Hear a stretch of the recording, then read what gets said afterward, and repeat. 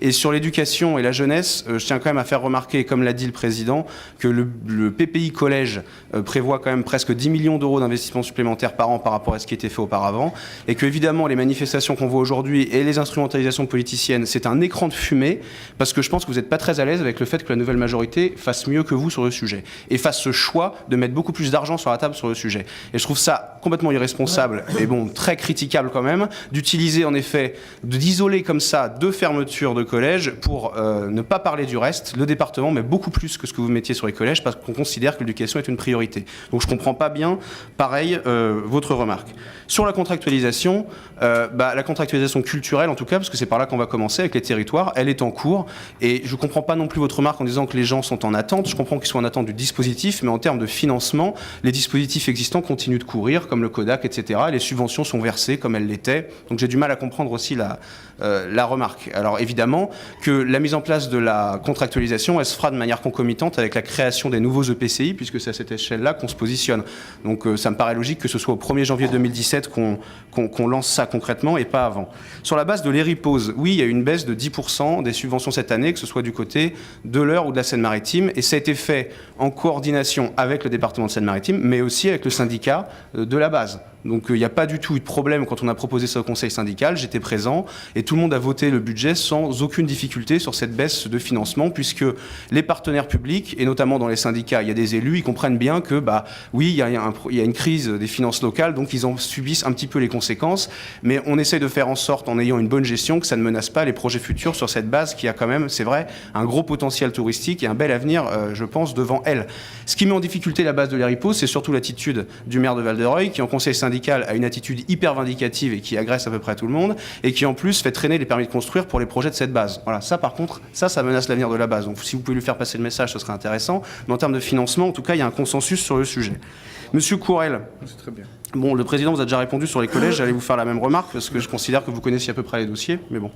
Alors, sur la suppression de la fonction publique territoriale, je tiens quand même à souligner là, un cas très précis sur le sujet. Moi, je suis totalement pour, parce que là, par exemple, le gouvernement vient de nous dire, sur les avancements d'échelon, vous n'avez plus le choix, en gros, vous ne pouvez plus faire l'avancement minimum. Écoutez, moi, ça me choque beaucoup qu'en tant que maire, par exemple, en tant que président de département, on n'ait plus le choix même de décider du rythme d'avancement d'échelon de nos agents.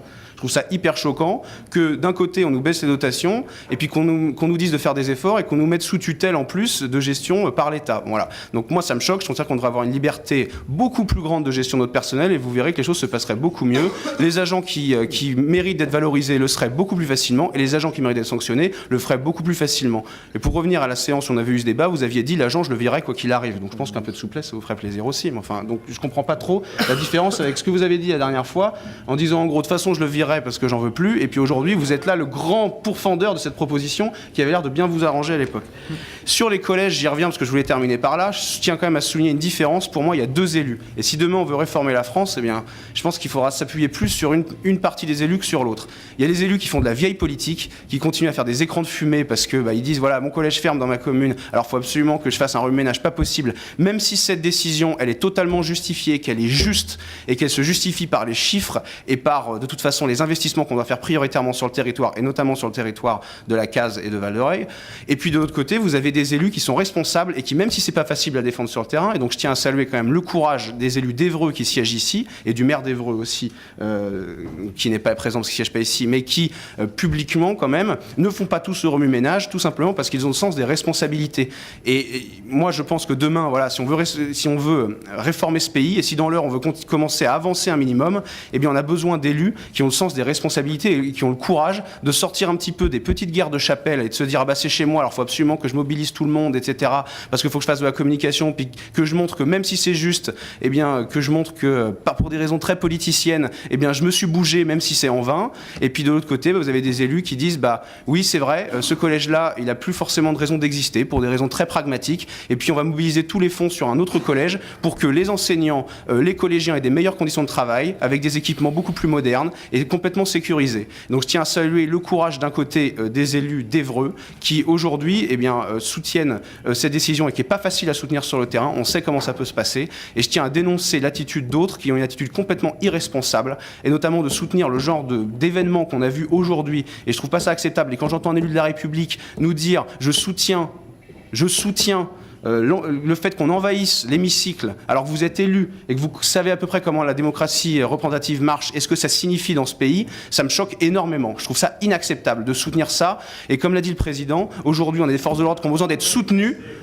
Non, c'est pas manifester. Ça s'organise une manifestation, on demande une autorisation, on a des arrêtés, on a un accord, etc. Là, il n'y a aucun accord, il n'y a aucune demande de manifestation. On envahit de manière sauvage, c'est un délit.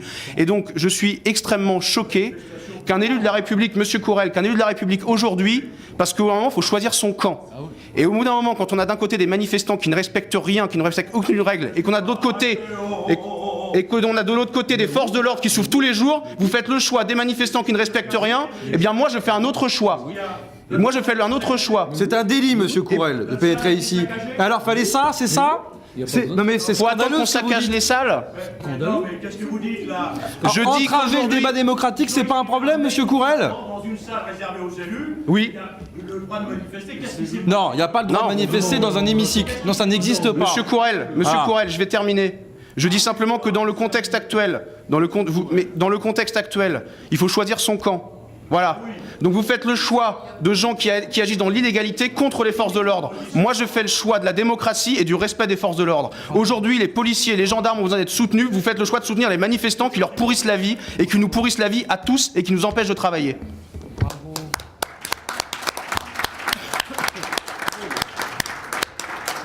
Merci, Monsieur Raser.